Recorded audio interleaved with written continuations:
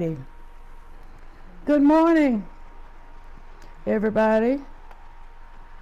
We might not can see each other this morning, but we can be with each other in spirit and study our Sunday school lesson in the Word of God. I'm glad you were able to join us this morning.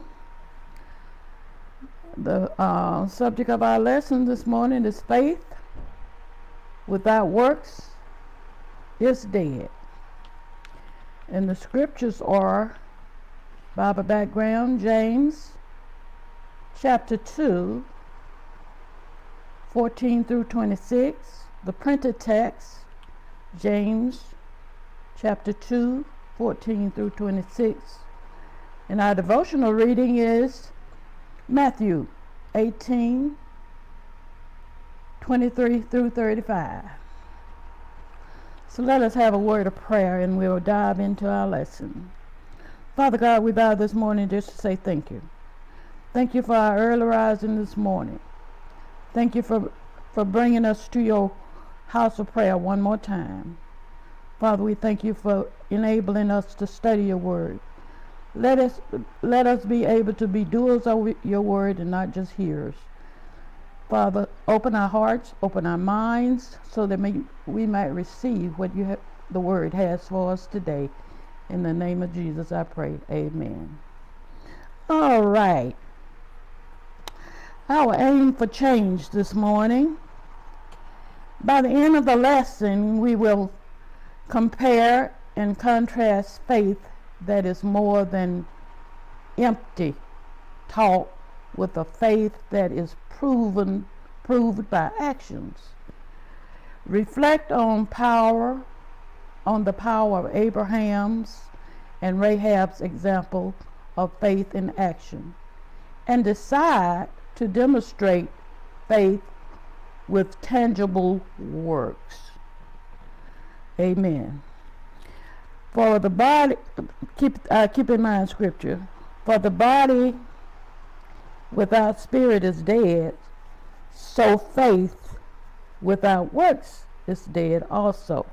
And that's James chapter 2, 26. In focus chapter, Barnabas plopped the morning newspaper down on his desk. Leading the business section was an article about a protest against his company over its record of diversity. No outsider had any business telling me who I should hire or who I should promote. Barnabas complained. He added, "We absolutely believe in diversity." "That's not reflected in your numbers," said Stanley, Barnabas' best friend and spiritual advisor. "And it's not what people see when they look at your company." Stanley and Barnabas were members of a men's group at their church. Stanley was the man, who always told Barnabas what he needed to hear, whether or not he wanted to hear it. "But we're always looking for good candidates," Barnabas said. "Representatives to all the career days at the local high school and the regional job fair in our field." "Sure," Stanley said, "but so does everyone else. We don't get extra credit for doing the minimum. Do you actually make any hires from those contacts?" Barnabas said in uncomfortable silence. "I'll take that as a no," Stanley said. "It doesn't help if you don't live up to what you claim. Saying you are committed doesn't count if you don't do it." Amen? Amen. I'm quite sure a lot of us have been through something like that on your jobs or whatnot. Okay, we're going to do the at a glance, and then we're going to read the scripture.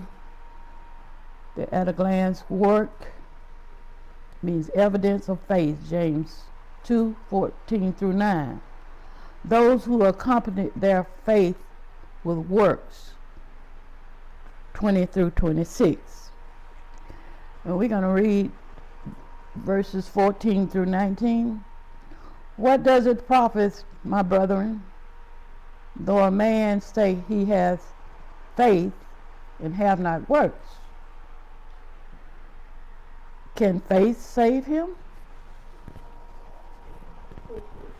If a brother or sister be naked and destitute of daily bread, daily food, and one of you say unto them, depart in peace, be warned and filled, notwithstanding ye give them not those things which are needful for the body, what doeth it profit?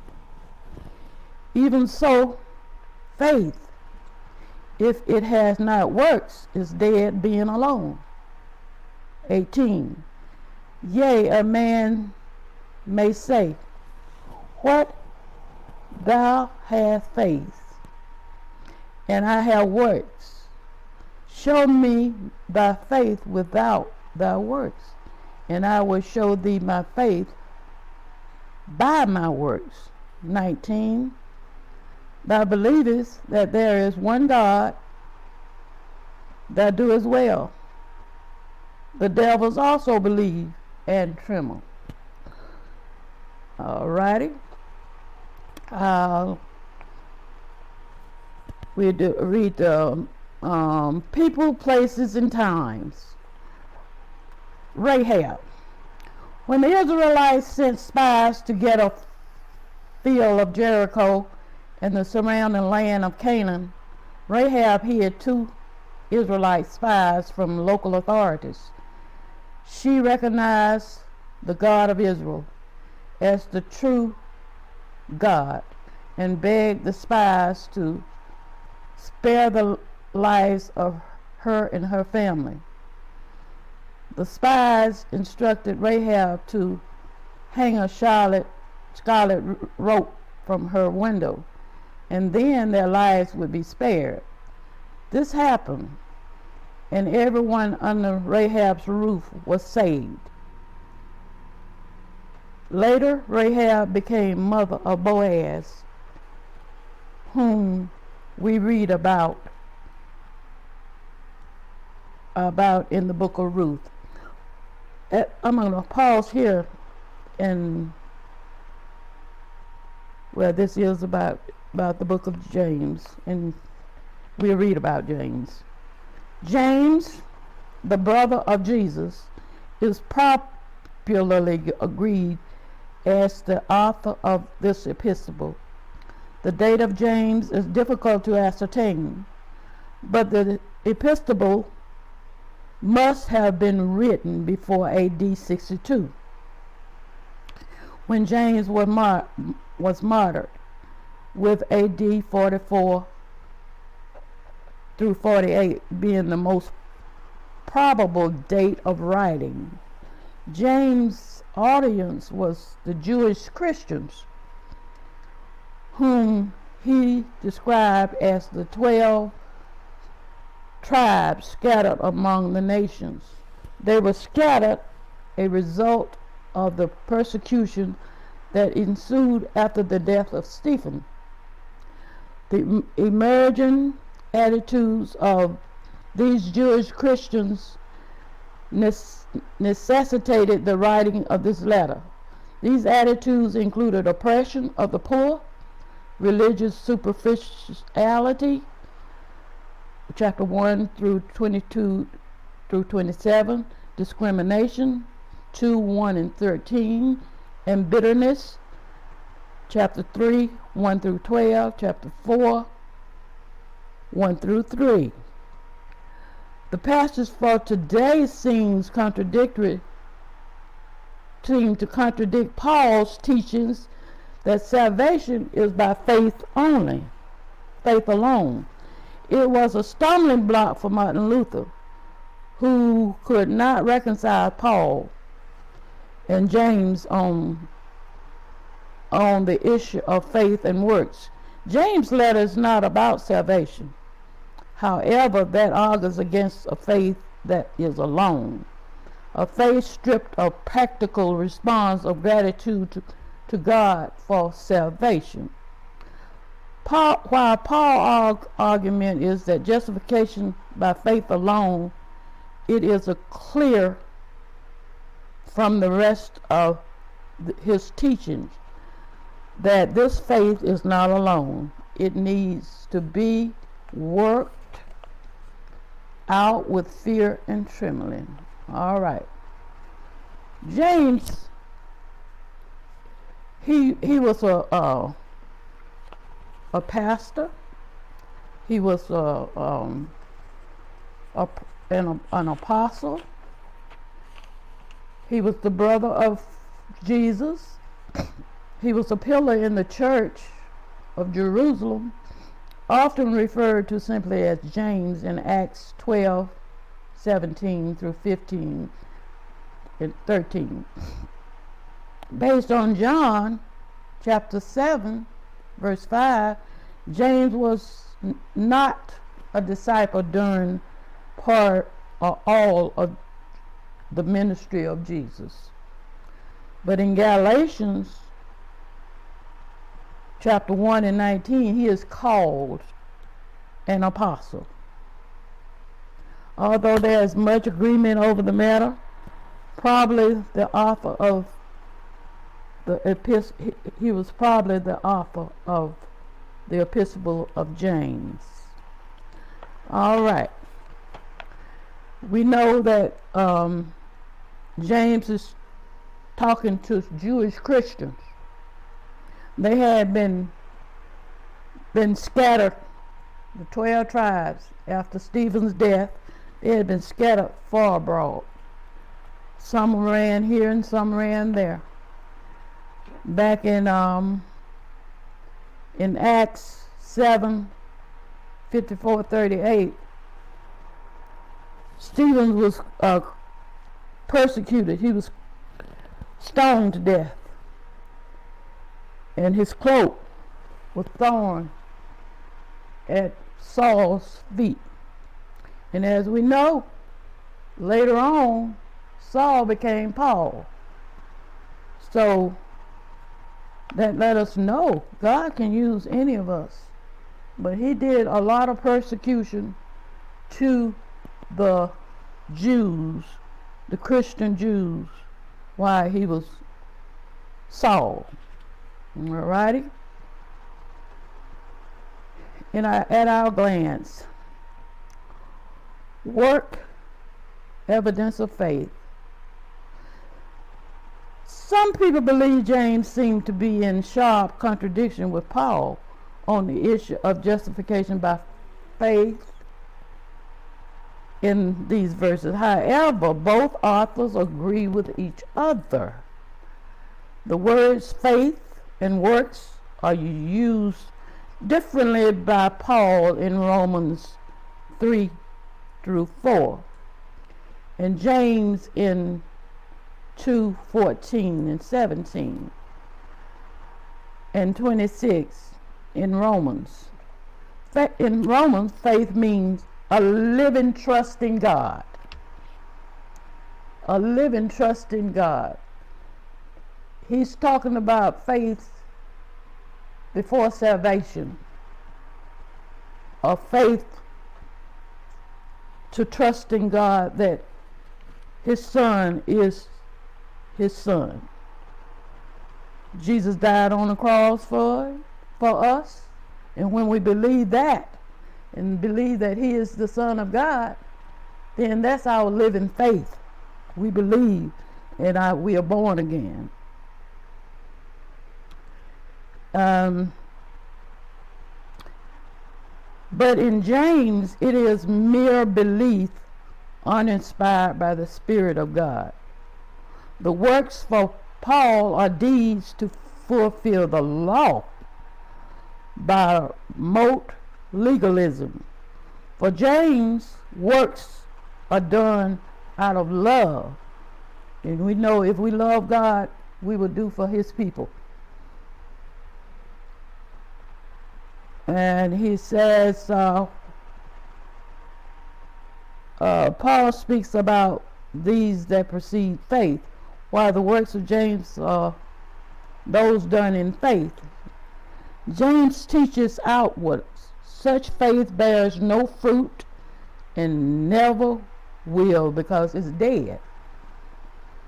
All right. The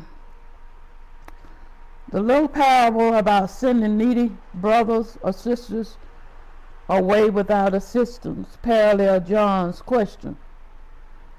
But whosoever has world's goods and saith his brother have need, and shutteth up his bowels of compassion from him, how dwelleth the love of God in him? There is none.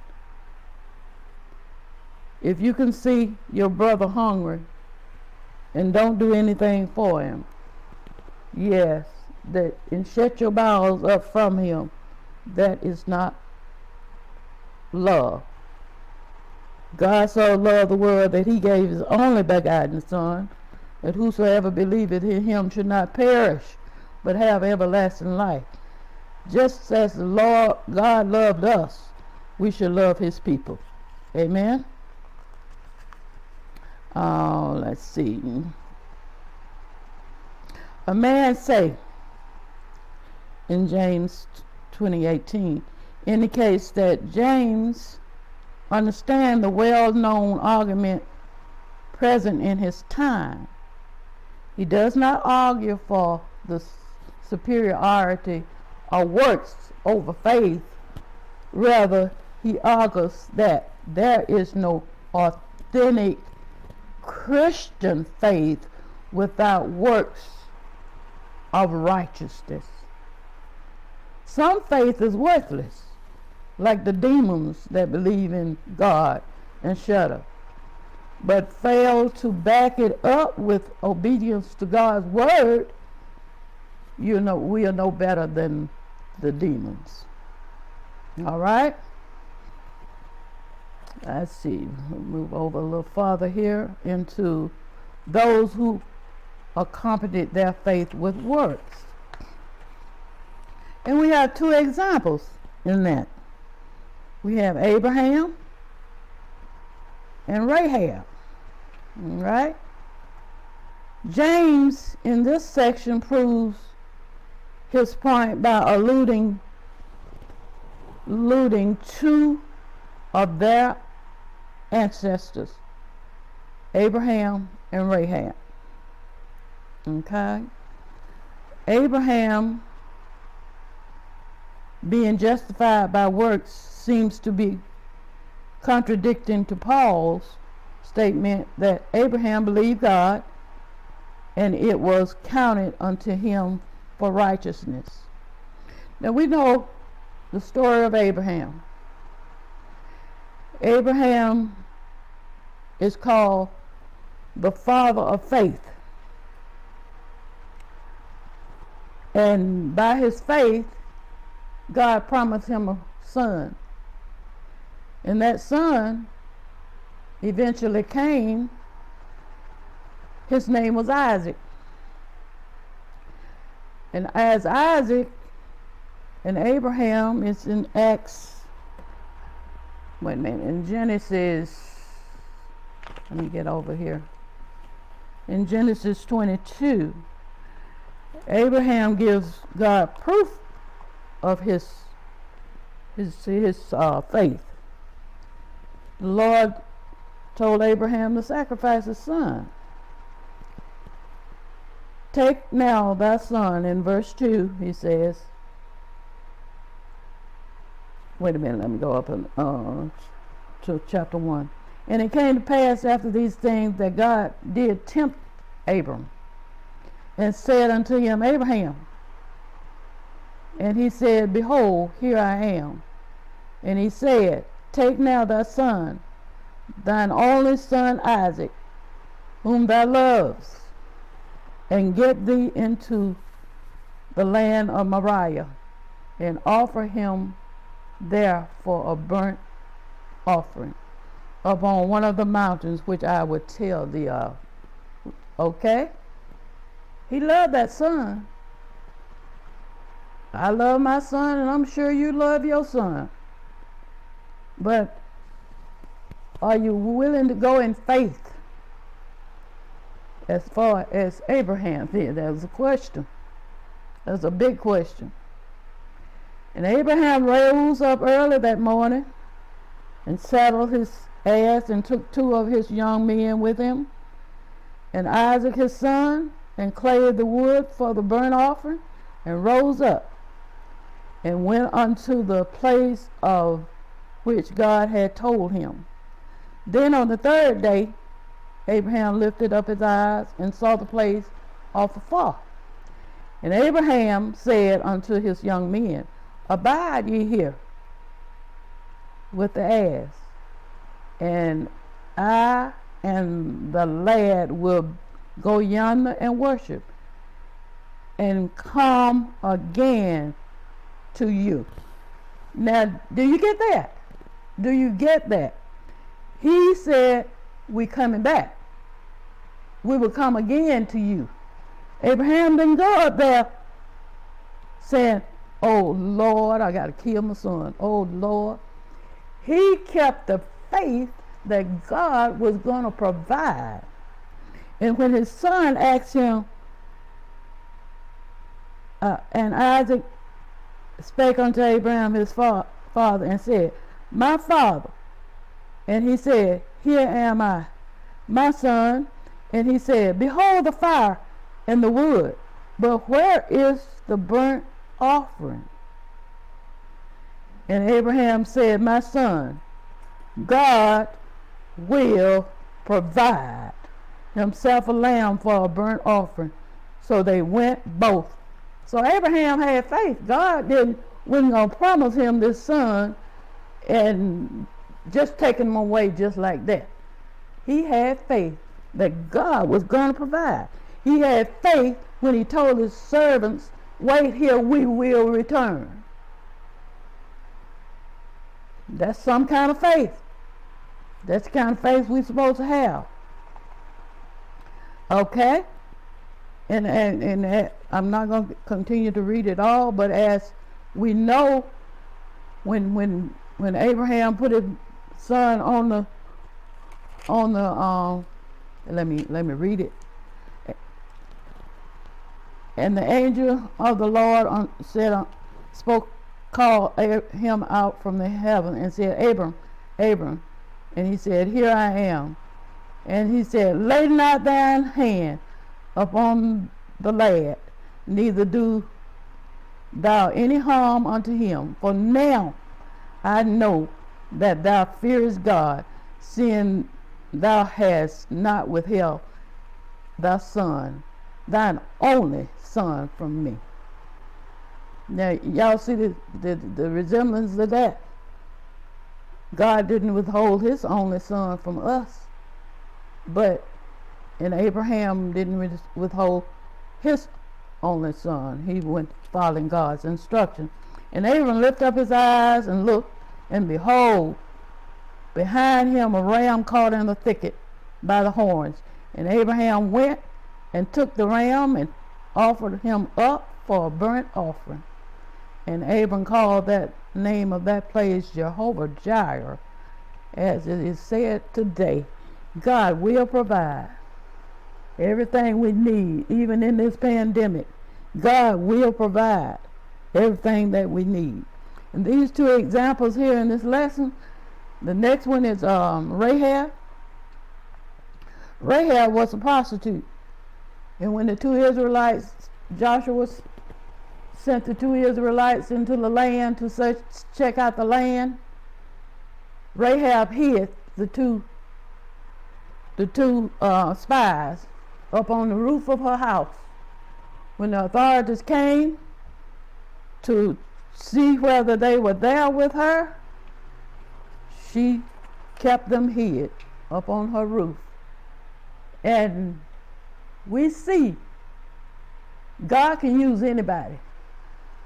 He used Abraham, father of faith. He used Rahab, a lowly prostitute, one of destruction. Abraham was a shining star for his nation. Both were examples of faith and works. They did works. One was a Hebrew, the other a Gentile. One was called by God, Abraham. One originally destined for destruction, Rahab. One was a man, one was a woman. One was the father of faith, the other a lowly prostitute. As I said before, God can use anybody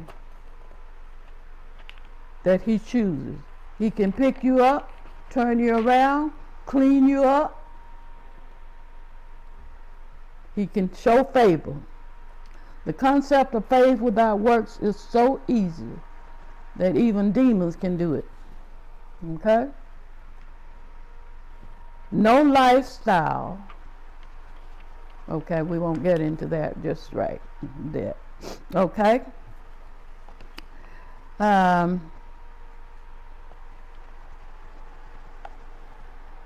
James support their position with Genesis 15:6, but is different event and context. Paul's reference to Abraham's faith was a time between when Abram had been promised a child and when Isaac finally arrived. James, on the other hand, refers to Abraham's faith when he offered up Isaac, his son, upon the altar. This kind of faith was accompanied by action, offering his son on the altar for sacrifice. Abraham was not justified by this action, but by the faith that produced that action. All right? Rahab, our second proof, was mentioned in Hebrew as a heroine of the faith. And that's chapter 11 and 31. According to James, her actions were proof of her faith. By faith, she risked her life to save lives of the Israelite spies. And James concluded that his argument with a human body as an illustration. As the body without the spirit is dead, so faith is dead without works. James' decay ensues when the body is separated from the spirit. Faith will decay without righteous works to sustain it. And that's the love of God in your soul. We all know that we have to have the love of God in us to help people, to give of ourselves when sometimes you don't want to. That's part of our mission. To seek ye therefore. Go out and help somebody. There's a song, if I can just help somebody, my living will not be in vain. Let's see what else I can point out here.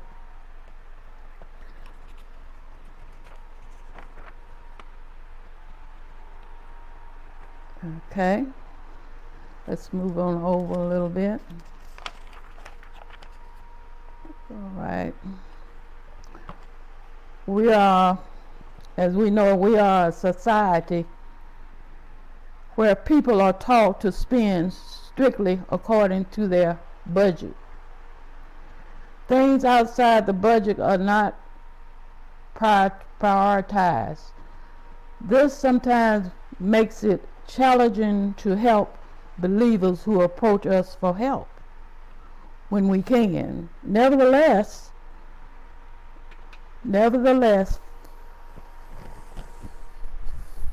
Failure to do so is an expression of lacking of faith. Some people want to be told earlier about a need so they can factor it into their expenses. But there are certain cases that do not work that way. For example, in the case of James, where a believer just approaches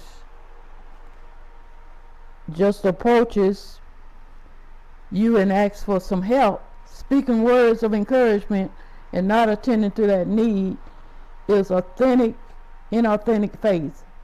Further personal faith in Christ for salvation without social justice is dead.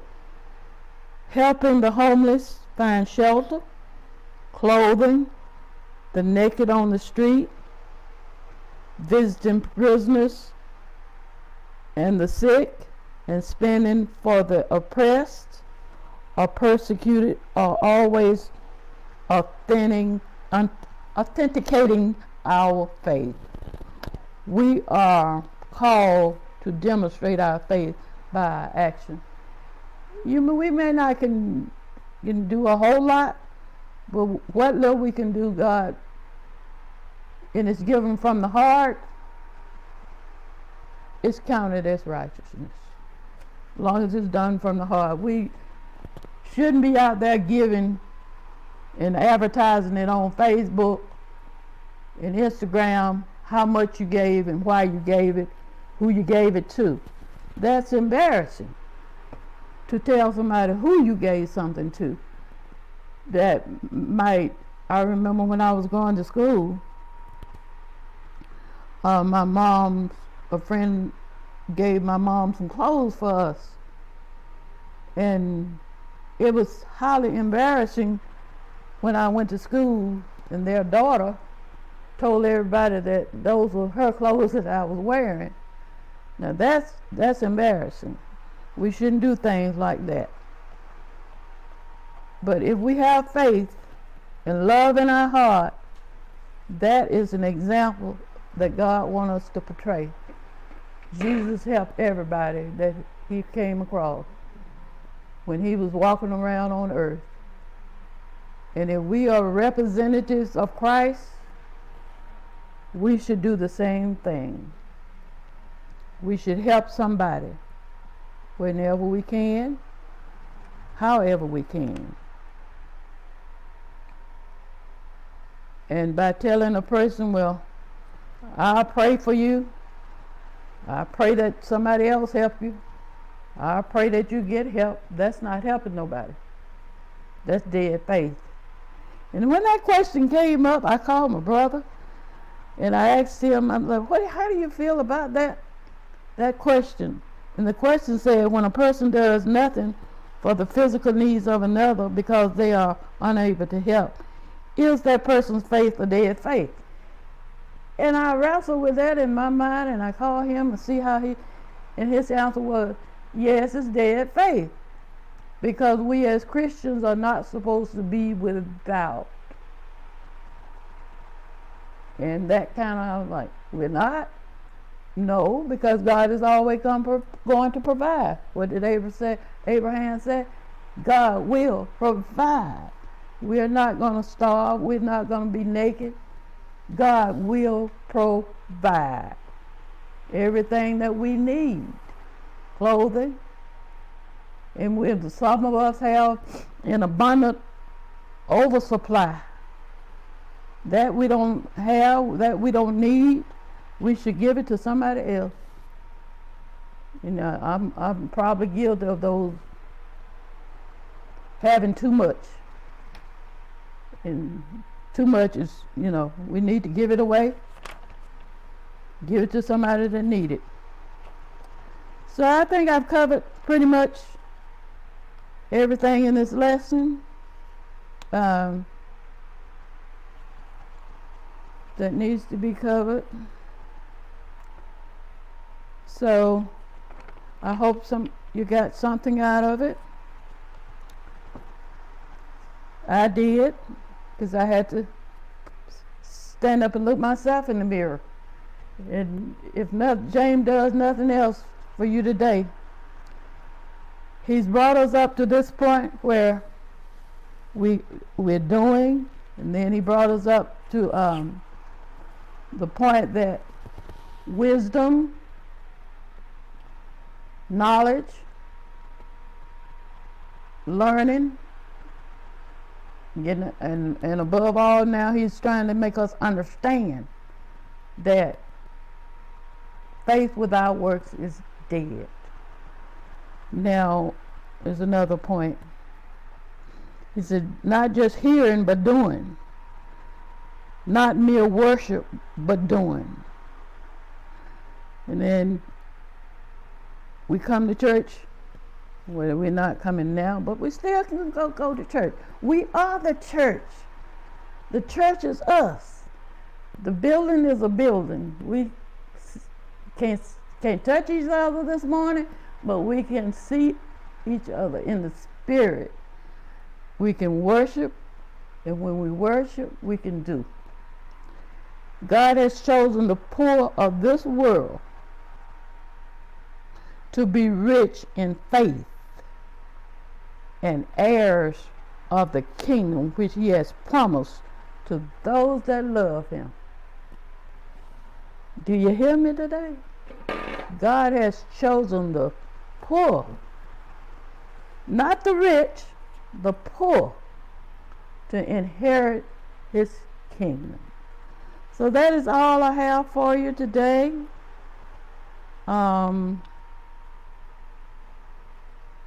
I hope you study your book. If you don't have a Sunday school book, the book of James is so rich with things that, and another point I want to make, genuine faith is a gift that comes from God. Just like wisdom comes from God, genuine faith comes from God. Your works are natural expressions of such faith. Faith and works are two sides of the coin. On one side there's faith, the front side is faith, the back side is works. Faith and works are the same coin, but it's two sides to it. Paul and James have put faith and works at odds, but they are the same. They are talking about two types of faith. Only one, which is a lie, which Paul talks about, while the other is dead and is incapable of saving anyone. That's what James is talking about. So there is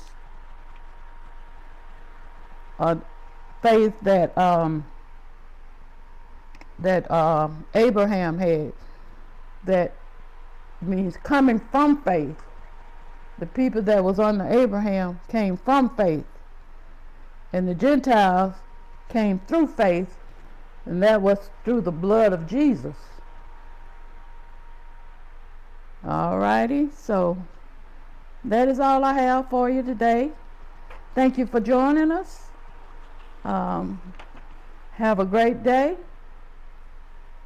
and God bless you, and I hope you got a blessing through his word. All right. Have a blessed day throughout this week.